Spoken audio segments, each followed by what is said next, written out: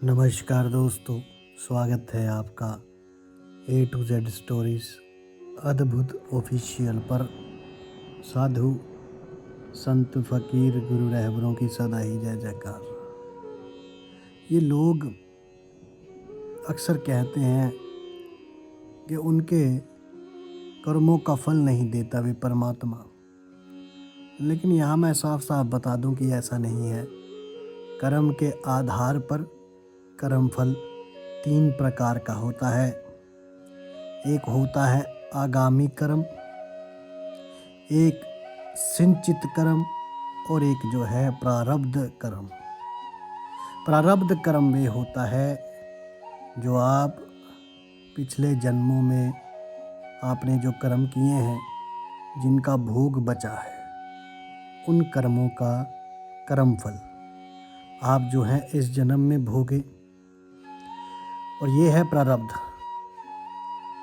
अब दूसरा कर्म होता है हमारा आगामी कर्म। आगामी यानी कि जो आगे आने वाले हैं, वे अपने इस जन्म में आप जो कर्म कर रहे हैं उसका कर्म फल आपको आने वाले समय में भोगना होगा।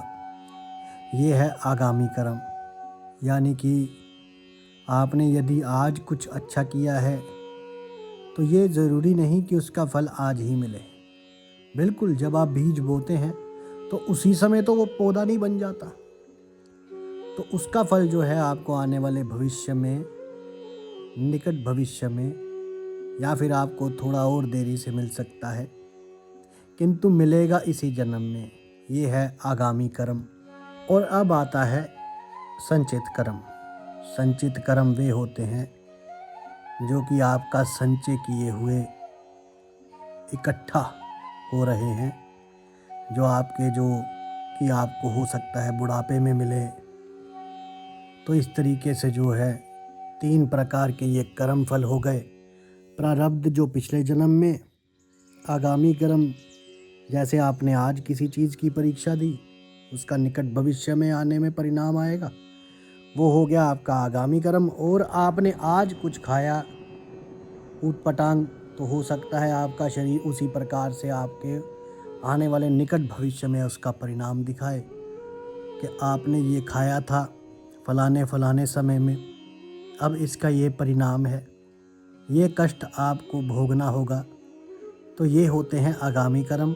उसके बाद होता है आपका संचित कर्म। तो वे जैसे कि आपने अपने माता पिता की सेवा की है या नहीं की है, आपने किसी के साथ गाली गलौज किया है, किसी के साथ हिंसा की है, किसी को मारा है, जो कि आपको आने वाले समय में भोगना होगा। आने वाला समय मतलब कि जो इकट्ठा हो रहे हैं, जिनके आपको अभी उनका कर्म फल नहीं मिलेगा, उनका कर्म फल मिलेगा आपको तब जब आपका अहंकार टूटेगा। तब यानी कि यदि आपके अच्छे फल हैं तो आपको समझ लीजिए कि आने वाला समय आपके लिए शायद विपरीत हो, और उस विपरीत समय में ये अच्छे कर्मों का फल आपको मिले, ताकि आप थोड़ा सा बैलेंस बना रहें, संतुलन बना रहे। यदि आपका समय कुछ खराब हुआ तो ये जो कर्म फल हैं अच्छे, ये आपको उस समय संतुलन बना के देंगे। लेकिन यदि आपका समय कैसा भी है, आपने बीज ही ऐसे बोए हैं कि जिसको आप काट कर रोएंगे, तो फिर आपको रोना पड़ेगा, और आप उन भोगों को भी भोग सकोगे, और उस कष्टदायी समय में भी आपको सुख की अनुभूति होगी, जो पहली बात है यदि आपने अच्छे कर्म किए हैं। तो इस तरीके से आगामी, संचित और प्रारब्ध कर्मों का निर्धारण किया गया है। और अब कुछ लोग क्या कहते हैं कि नहीं जी, कर्म तो कुछ नहीं है, क्या पुराना कर्म, ये कर्म वे कर्म, कोई पिछले जन्म का कर्म नहीं होता। ऐसा नहीं है। इस चीज़ को विज्ञान भी प्रमाणित करता है। विज्ञान क्या कहता है? The every action has equal and opposite reaction, कि हर एक कर्म की एक प्रतिक्रिया होती है, हर एक क्रिया की, यानी कि हर एक कर्म का एक कर्म फल होता है, और प्रकृति के नियमों का उल्लंघन कभी प्रकृति नहीं करती है। यानी यदि आपने कोई कर्म किया है तो उसका कर्म फल भोगने के लिए आप बाध्य हैं, चाहे उसे आपके अगले जन्म में ही क्यों ना भोगना पड़े, वे आपको भोगना ही होगा। यदि विज्ञान इस चीज़ को प्रमाणित करता है और संत इस चीज़ को कह रहे हैं तो आपको ये बात माननी चाहिए। और फिर भी यदि कोई ये कहता है नहीं जी ऐसा नहीं होता, तो प्रमाण करके दिखाओ कि नहीं ऐसा नहीं होता। आप किसी को गालियाँ दो, वे आपको गालियाँ देगा। कर्म 3 प्रकार से होते हैं, मन से, वचन से, शरीर से। यदि आप मन से किसी के लिए अच्छा सोचेंगे तो आपके मन में बड़ी खुशी होगी। आपका मन जो है खुश रहेगा। आपका मन से किसी के लिए बुरा सोचोगे तो आपका मन हमेशा ईर्ष्या और क्रोध में जलता रहेगा। ये है मानसिक। क्यों? क्योंकि जैसे कबीर जी कहते हैं, बबूल का पेड़ लगाए हो तो गुलाब कहाँ से पाओगे। तो ये मानसिक जो है, आपका सुख और दुख जो होता है, ये मानसिक कर्म का फल है। यदि आप किसी को बुरा बोलोगे जिसके कारण दूसरे को दुख होगा तो आपको भी वैसे शब्द सुनने पड़ेंगे, फिर आपको भी उस चीज़ से दुख होगा। ये है आपका जो है वचनी कर्म, जो वचनों से किया जाता है। शब्दों से शाब्दिक भी बोलते हैं लोग इसको। उसके बाद आता है तीसरा है शरीर से। शरीर से जो देह से हम कर्म करते हैं उसका फल भी इस देह के द्वारा ही हमें भोगना पड़ता है। अच्छा हो या बुरा, आप किसी की सेवा करेंगे तो आपकी सेवा होगी। आप किसी को बुरा करेंगे, किसी के साथ हिंसा करेंगे तो आपके साथ भी हिंसा होगी। अब ये कर्म का कर्म फल कैसे निर्धारण हो, इसका ये कर्म का कर्म फल इस प्रकार से निर्धारित किया जाता है। मान लीजिए, ज़रा सोचिए, मान लीजिए आज आपने जो लोग मुर्गा खाते हैं वे मुर्गा लेकर आए, पकड़ा, काटा और मार दिया। ये देह रूपी कर्म था। किंतु इसके साथ साथ हमारे मन में दया नहीं थी, और वे कितना होगा मुर्गा उसको जब अपनी मृत्यु आती हुई दिखाई दी होगी, तो ये मानसिक कर्म भी हो गया। अब मुर्गा तो मर गया। अब विज्ञान तो कहता है कि every action has equal and opposite reaction, मतलब जो हर एक कर्म का कर्म फल तो है, लेकिन वे कर्म फल कैसे है, आपको वहीं से मिलेगा जहाँ पर आपने किया है। जिसका आपने नुकसान किया है वहीं से आपको आपका नुकसान होगा। यानी यदि आपने मुर्गे को मारा तो जिस जीव की हत्या करी है उसी जीव के द्वारा आपका भी कर्म का निर्धारण किया जाएगा। उसका कर्म फल आपको उसी के द्वारा मिलेगा। तो उसके लिए तो अगला जन्म लेना पड़ेगा। क्यों? क्योंकि मृत्यु तो मुर्गा तो गया, अब मुर्गा यहाँ तो दूसरे जन्म ले आप ही के जीवन काल में, और सारी परिस्थितियाँ वैसे ही बने जो लोग अभी व्यवहार करते थे। वही लोग जब उस समय में होंगे सारी परिस्थितियाँ वैसी ही बनेंगी, तब उस कर्म का कर्म फल मिलेगा। भीष्म पितामह को 101 जन्म के बाद जो है अपने कर्म का कर्म फल जो है मिला, और तीरों की शैया पर लेटने पर 101 जन्म के बाद। तो सोचिए, जो लोग ये बोलते हैं कि अरे नहीं कर्म का कर्म फल नहीं होता, उनको अज्ञानी के अलावा और आप क्या कहेंगे। ये यदि विज्ञान की दृष्टि से समझना चाहे वो मैंने बता दिया, अगर वो आध्यात्मिक दृष्टि से समझना चाहे तो वो भी मैंने बता दिया। अब आपको बताता हूँ, एक बार एक ब्राह्मण था, उसकी पत्नी बड़ी खूबसूरत, बड़ी ही सुंदर, लेकिन जो है हमेशा जैसे ही वे भोजन करता तो भोजन करते वक्त उसको गालियाँ देना शुरू कर देती, उसको कभी खाना चैन से नहीं खाने देती। अब ये ब्राह्मण बड़ा परेशान, तो उस वक्त इसको किसी ने बताया कि काशी में जो है पंडित जी रहते हैं, तो आप उनके पास जाइए, वे आपकी समस्या का समाधान बता सकते हैं।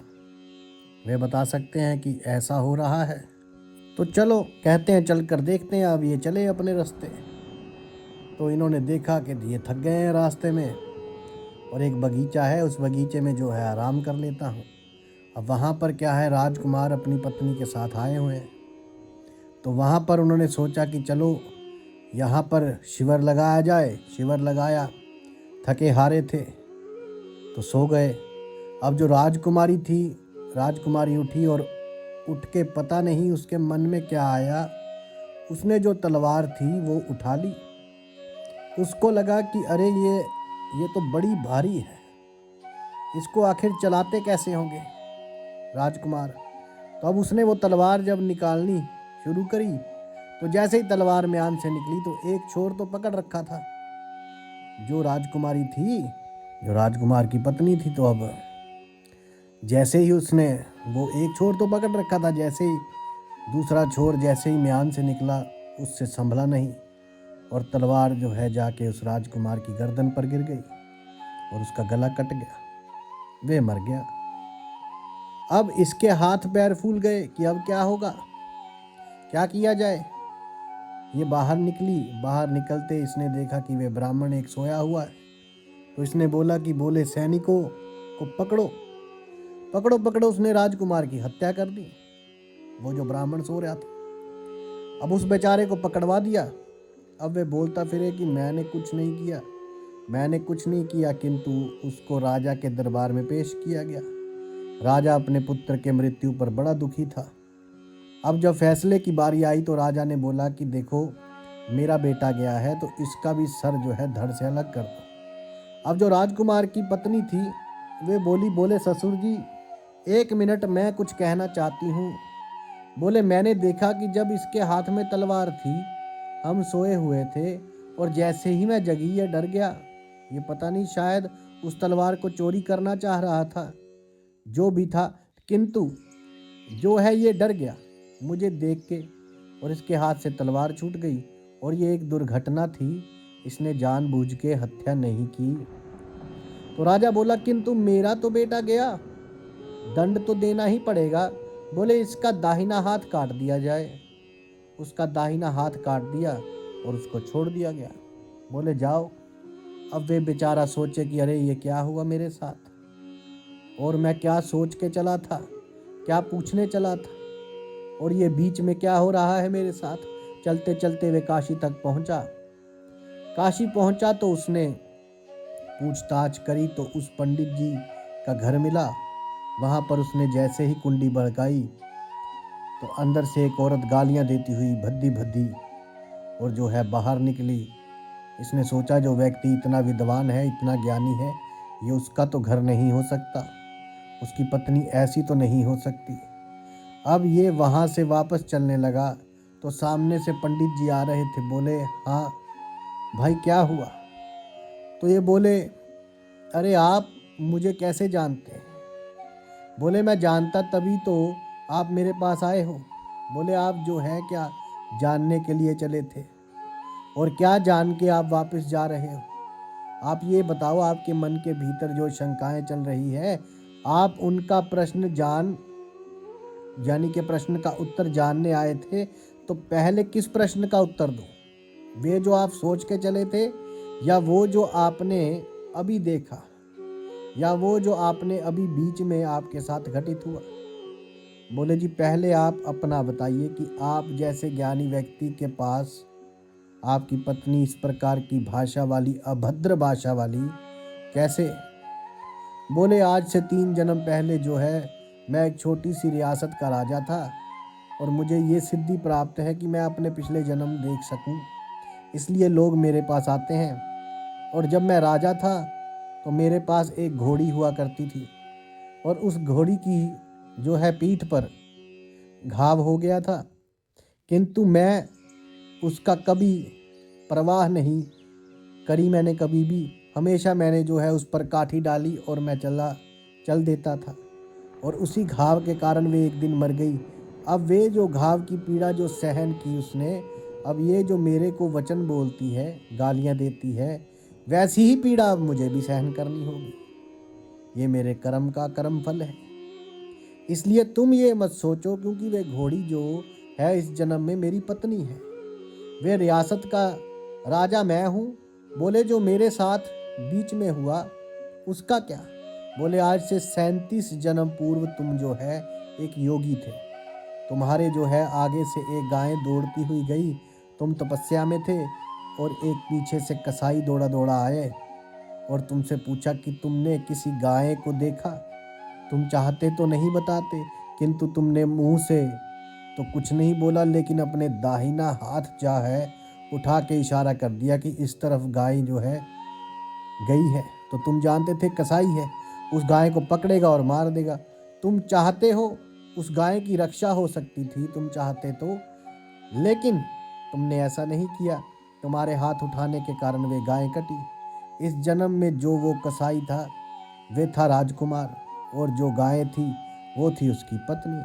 और तुम जो कि पिछले उस जन्म में योगी थे, इस जन्म में तुमने अपना वही हाथ कटवाया है। ये तुम्हारे उस जन्म का कर्म फल है। बोले अच्छा, जो मेरी पत्नी मेरे साथ करती है? वो बोले तुम्हारी पत्नी जो तुम्हारे साथ करती है ये किसी और जन्म का कर्म फल नहीं, ये तो इसी जन्म का कर्म फल है। बोले कैसे? तो बोले जब तुम छोटे थे तो तुम्हारी आदत क्या थी? तुम्हारे घर के सामने एक कुतिया रहती थी। बोले हाँ जी रहती थी। बोले तुम क्या करते थे? बोले जी मैं उसको बुलाता था और मेरे साथ में एक डंडी रहती थी, और मैं क्या करता था, उसको रोटी डालता था, और जैसे ही वह रोटी खाने को होती मैं एकदम से उसकी नाक पर डंडा मार देता, और संटी सी जो बैंत थी वे मार देता, और वे काँव काँव करती जो है, और मेरे को बड़ा मज़ा आता। बोले फिर बोले जब भी वो रोटी खाती मैं उसको ऐसे ही मारता था। बोले तो बस यही है तुम्हारे कर्म का कर्म फल। ये तुम्हारा जो है संचित कर्म था कि उस वक्त तुम्हारा किया हुआ आज जो है तुम्हारे सामने आ रहा है कि जब भी तुम खाना खाने बैठोगे वे तुम्हें चैन से खाना नहीं खाने देगी, क्योंकि तुमने कभी उसको खाना नहीं खाने दिया चैन से।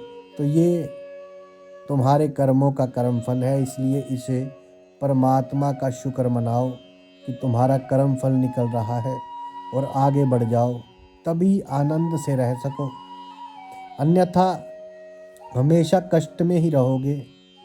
सदगुरु कबीर जी महाराज साहब भी तो यही कहते हैं कि धे धरे का दंड है, सब काहू को होए। आगे क्या कहते हैं? ज्ञानी काटे नाम ले और मूर्ख काटे रोए।